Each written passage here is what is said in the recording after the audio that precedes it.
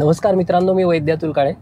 उद्या नवरात्रीला प्रारंभ होतोय, घटस्थापना होती आहे आणि त्या निमित्ताने बरेच जण उपवासही धरणार आहेत.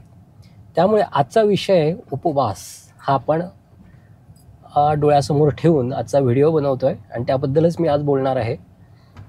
उपवासाला आपण पाहिलं तर 9 दिवस उपवास करणारी माणसं पण आहेत, अगदी फळांवर राहणारी माणसं आहेत किंवा वेगवेगळे पदार्थ खाणारी माणसं आहेत. आपल्या उपवासाचं एक वैशिष्ट्य तुम्हाला माहिती आहे का? एक वैशिष्ट्य म्हणजे आपल्या उपवासामध्ये खिचडी जास्त वापरली जाते, खिचडी जास्त खाल्ली जाते. पण ही खिचडी खरंच आरोग्यासाठी चांगली आहे का, हे आपण आज पाहणार आहोत.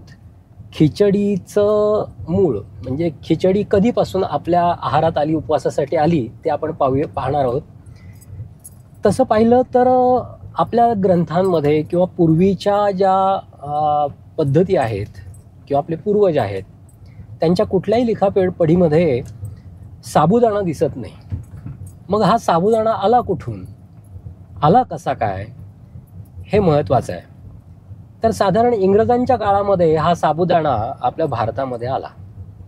तोही साधारण मला वाटतं 1885 सालानंतर तो हळूहळू यायला लागला. जेव्हा आपल्या भारतामध्ये इंग्रजांच्या काळामध्ये दुष्काळ पडला होता, त्या काळामध्ये भूक भागवण्यासाठी काही नसायचं. मग त्याच्यासाठी कोणतं अन्न उपयोगी पडू शकतं, तर काहींच्या डोक्यात हा विचार चमकला की अरे, हे त्यांनी पाहिलं होतं परदेशात जाऊन, तर हे उपयोगी पडू शकतं.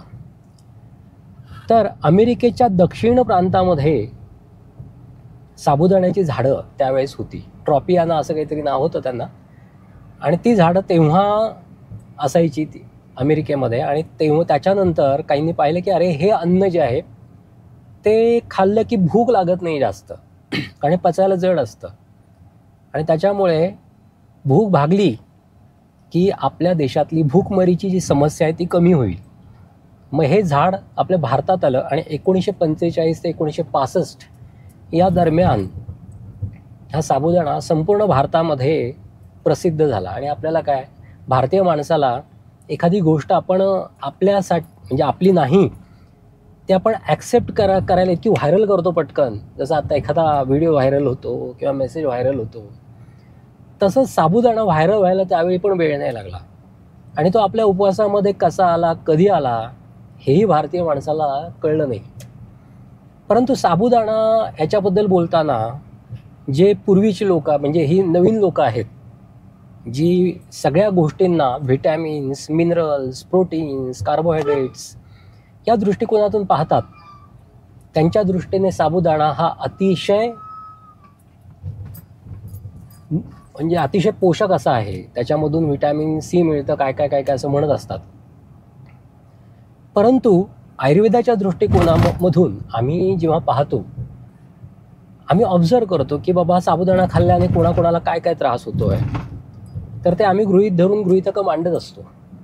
मग हा साबुदाणा खाल्ल्यानंतर कोणकोणत्या व्यक्तींमध्ये काय काय दोष आढळतात किंवा कोणकोणते सिम्पटम्स दिसतात, हे सगळं आम्ही पाहत असतो.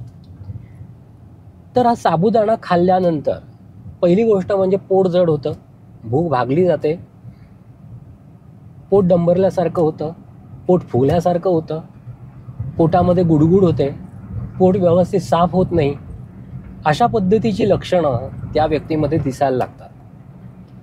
पूर्वी काय असायचं, डालड्यामध्ये खिचडी केली जायची आणि त्याच्यामध्ये तिखट किंवा मिरचीचा ठेचा असं काही काही टाकलं जायचं, शेंगदाणे घातले जायचे. आणि सगळे घटक जे आहेत ते अतिशय पित्तकर आहेत. त्यामुळे खिचडी खाल्ल्यानंतर पोटामध्ये, नंतर घशामध्ये आणि छातीमध्ये विदाह किंवा दाह झाल्यासारखी संवेदना व्यक्तीमध्ये निर्माण होऊ शकते. त्याच्यामुळेच आम्ही म्हणतो साबुदाणा हा पित्तकर सुद्धा आहे. पित्तकर आहे, पचायला जड आहे, व्यवस्थित पचत नसल्यामुळे, लवकर पचत नसल्यामुळे त्याचा त्रास हा डायजेस्टिव्ह सिस्टीमला होत असतो.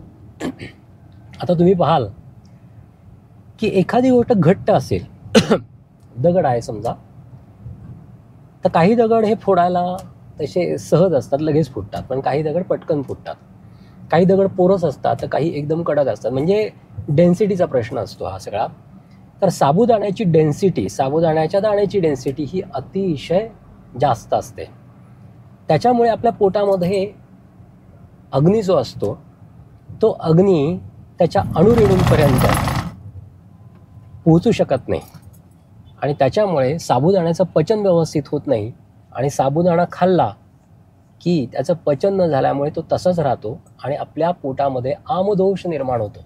आयुर्वेद म्हणतो की सगळ्या आजारांचं मूळ हे तुमच्या अग्नीमध्ये आहे, न पचलेल्या भागामध्ये आहे. त्याच्यामुळे साबुदाणा जेव्हा आपण खातो तेव्हा आपल्या अग्नीवर दडपण येतं आणि अग्नीवर दडपण आलं की आपलं अन्न नीट पचत नाही, साबुदाणा नीट पचत नाही आणि साबुदाणा नीट पचला नाही की बरेचसे आजार होण्याचे चान्सेस आपल्यामध्ये जास्त राहतात. त्यामुळे साबुदाणा खाण्यापेक्षा या नवरात्रीला चांगल्या चांगल्या गोष्टी खा, फळं खा, चांगल्या प्रकारचं दूध म्हणजे विश्वासार्ह असं दूध जर असेल तर दूध घ्या, दही घेऊ शकता. ह्या अशा गोष्टी घेतल्याने तुमचा उपवास पण साध्य होईल आणि तुम्हाला त्रास पण होणार नाही. खिचडी शक्यतो खाऊ नका, खिचडीमुळे खूप त्रास होऊ शकतात. आणखी एक गोष्ट, खिचडीमध्ये आम्ही म्हणतो पृथ्वीगुणाचं आधिक्य जास्त असतं. पृथ्वीगुणाचं आधिक्य असल्याने होतं काय की आपण जे खातो आपल्या शरीरामधले जे सॉफ्ट टिश्यू आहेत त्या सॉफ्ट टिश्यूमध्ये कडकपणा यायला लागतो आणि कडकपणा आल्यामुळं समजा आता आर्टरीज आहेत, व्हेन्स आहेत, त्याच्यामध्ये कडकपणा आल्यामुळे त्याचं स्थितिस्थापकत्व म्हणजे इलॅस्टिसिटी कमी होते आणि ते आपल्या शरीराच्या आरोग्यासाठी नक्कीच चांगलं नाही.